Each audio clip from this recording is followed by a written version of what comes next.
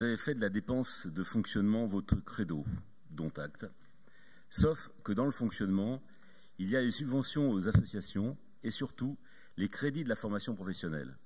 Et là, il faut reconnaître que vous avez fait fort, très fort, même, on peut dire que là, vous êtes le meilleur de France.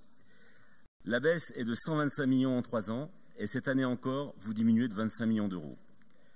Vous avez entraîné une hécatombe d'emplois dans la formation professionnelle, plusieurs centaines, ce qui partout ailleurs justifierait un plan social. Mais surtout, vous avez privé d'espoir les demandeurs d'emploi les plus éloignés d'une insertion professionnelle rapide. Bien sûr que nous partageons la nécessité de mettre en place des formations qualifiantes débouchant sur l'emploi. Je remarque en passant que vous avez axé tout sur les CARED, mesures que nous avions mises en place, mais qui, elles, se situaient au milieu d'autres mesures de formation qualifiante et d'insertion. J'en profite d'ailleurs pour vous redemander, Monsieur le Président, Madame la Vice-Présidente, pour la Xème fois, de me fournir les actions qualifiantes que vous avez supprimées depuis le début de votre mandat, avec le taux d'insertion que tous les organismes de formation sont obligés de vous déclarer. Et ne comptez pas sur ma lassitude pour vous redemander la même chose, puisque plusieurs fois vous m'avez dit oui, et j'attends toujours d'avoir ce document.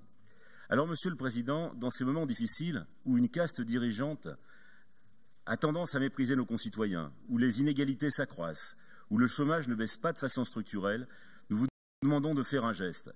Pas celui que nous voyons arriver si vous ne contractualisez pas le pic avec l'État, dans un bras de fer entre un président de région seul parmi les 12 et le gouvernement.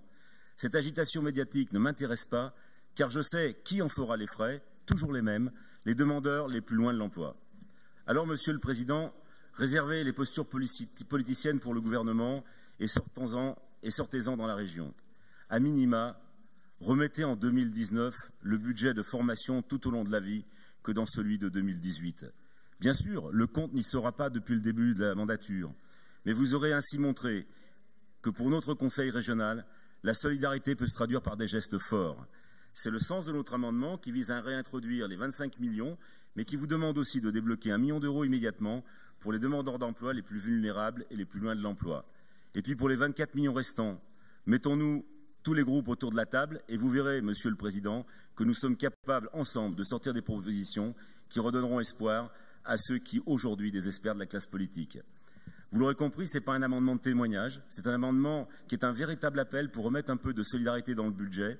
Et quelle que soit la forme budgétaire sur laquelle vous pourriez mettre en place ces 25 millions, nous serons preneurs avec vous. Nous attendons beaucoup d'un geste pour les personnes les plus démunies. Merci. Merci, Monsieur Reynaud. Madame Burgaz.